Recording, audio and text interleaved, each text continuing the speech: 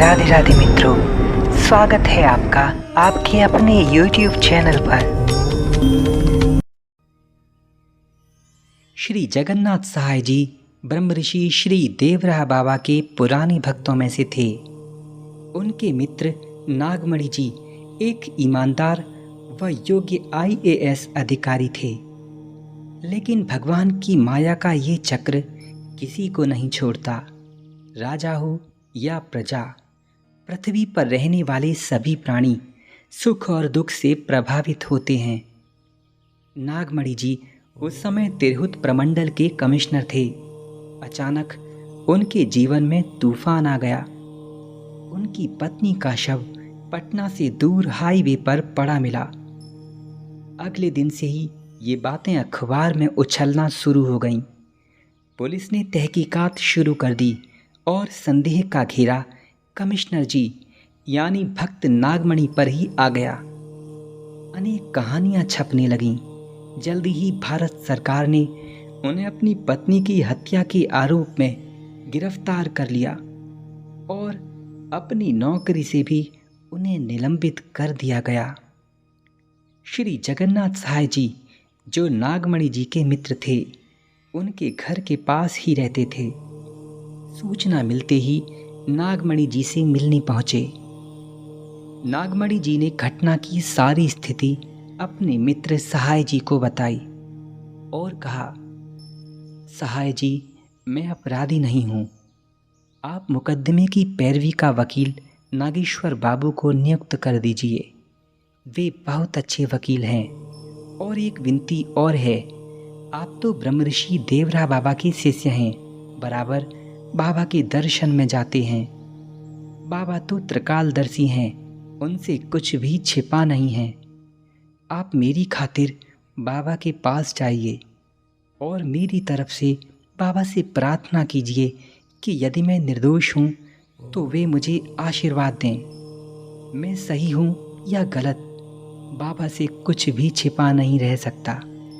अखबार वाले, शत्रु मित्र, सरकार और सारी दुनिया भले ही मुझे दोषी मानती हो, किंतु बाबा को सच्चाई पता है। महान संत भगवान के ही स्वरूप होते हैं। मुझे इस समय बस बाबा का ही सहारा चाहिए। मेरी ये प्रार्थना लेकर आप बाबा के दरबार में चले जाइए, आपका बड़ा उपकार होगा। अपने मित्र की ऐसी करुण भरी बातें सुनकर सहाय जी बाबा के पास जाने को तैयार हो गए।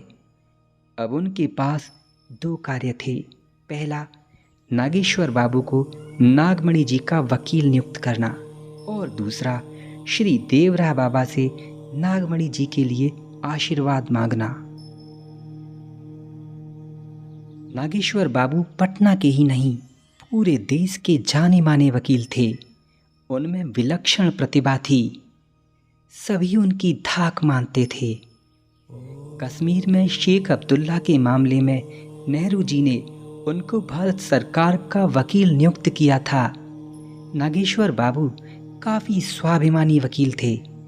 कानूनी सलाह के लिए नेहरू जी को भी उनसे मिलने उनके घर पर जाना पड़ता था, क्योंकि यह वकील के स्वाभिमान के अनुकूल था।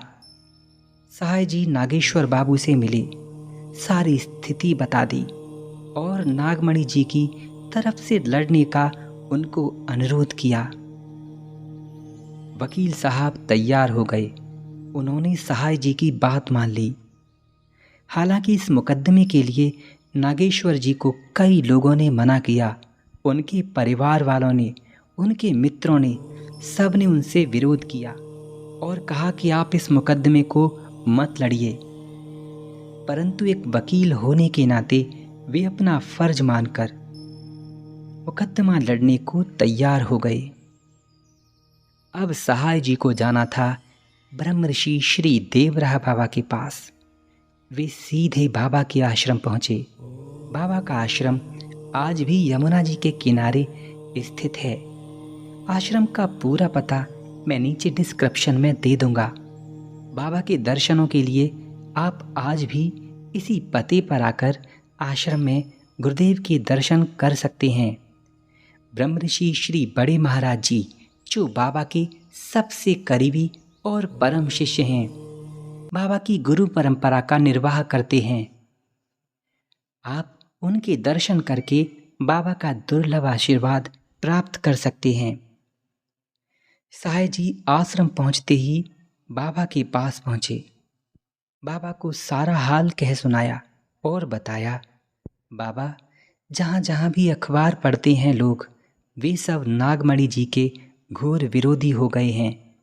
पूरा पूर्वांचल और बिहार सब नागमणि जी के विरोध में हैं। बाबा, नागमणि जी ने आपसे प्रार्थना करवाई है और कहा है कि आप तो सब जानते हैं, बाबा उन पर दया करिए, वे बड़े संकट में हैं। साईं जी की ये प्रार्थना सुनकर बाबा मौन हो गए और अपनी चमचमाती अमृतमयी आंखों को अंतरिक्ष में एकटक देखकर बोले। नागमणि जी का सारा कर्म बाबा देख रहे थे, जैसे उनके योग बल से उन्होंने सब देख लिया हो।